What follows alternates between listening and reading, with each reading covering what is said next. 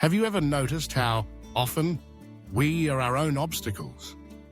Have you ever thought about how many dreams have fallen by the wayside simply because we convinced ourselves it wasn't the right time, or because that inner voice whispered softly that it was better to put it off? Isn't it curious how the mind sometimes feels like a silent battlefield? On one side, the desire to grow, to conquer, to be all we can be. On the other, the shadow of doubt, fear, and procrastination. Imagine your mind as a vast forest. Each thought is a tree, each choice a path between them. There are clear, easy trails, full of flowers and shade.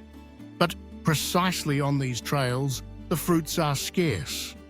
What is valuable, what gives life meaning, is always at the top of the tallest trees. Have you ever tried to climb one of these trees? The trunk is smooth, the branches challenging, the wind blows strong up there. It's scary. It makes you want to give up, but it's there, way up there, that the flavor is true. 3 lessons come to mind when I think about self-sabotage. The first, the mind is like a sword. When sharpened by discipline, it cuts through any excuse that tries to stop us. But when we stop caring for it, it rusts and everything seems too heavy. Caring for the mind means choosing each morning what to feed, courage or fear, movement or paralysis. The second, listening is like opening a window. There's a voice inside, quiet, almost timid, calling you to try again, to be firm, to persist. But we learn to close the window, to make noise so as not to hear it. What if today you allowed yourself to hear this call? What if, just for today, you let the wind of hope in and ruffle the curtains of routine? The third lesson is simple yet profound. Action is the bridge between dream and achievement. There's no perfect feeling that will push you forward. What exists is a firm step, even when the willpower is lacking. Discomfort is the soil where strength grows. Every task postponed is a stumbling block. Every task completed is a brick on the road to your future. Think of someone you admire.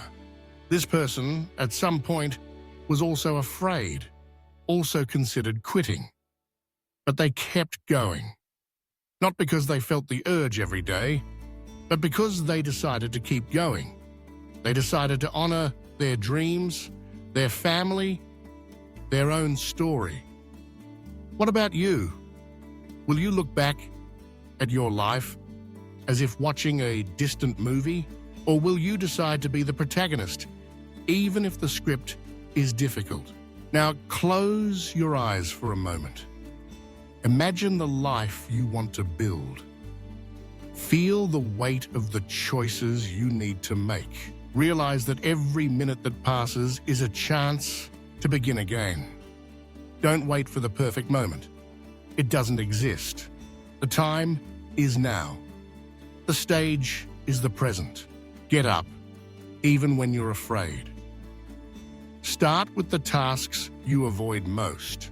With each small victory, you get closer to becoming your best self. Remember, your story only changes when you change, and no one can experience this transformation for you. God, in His infinite wisdom, planted in each of us the seed of potential. But it's up to us to water it, care for it, and believe in it. Don't waste the gift of life by burying your dream under the soil of excuses. At the end of the day, there's only one question that matters. Will you be your own friend or enemy? Choose to be your greatest ally. Life awaits, full of possibilities, and it can all begin now. Like and subscribe if this helped you, and share it with anyone who needs to hear it.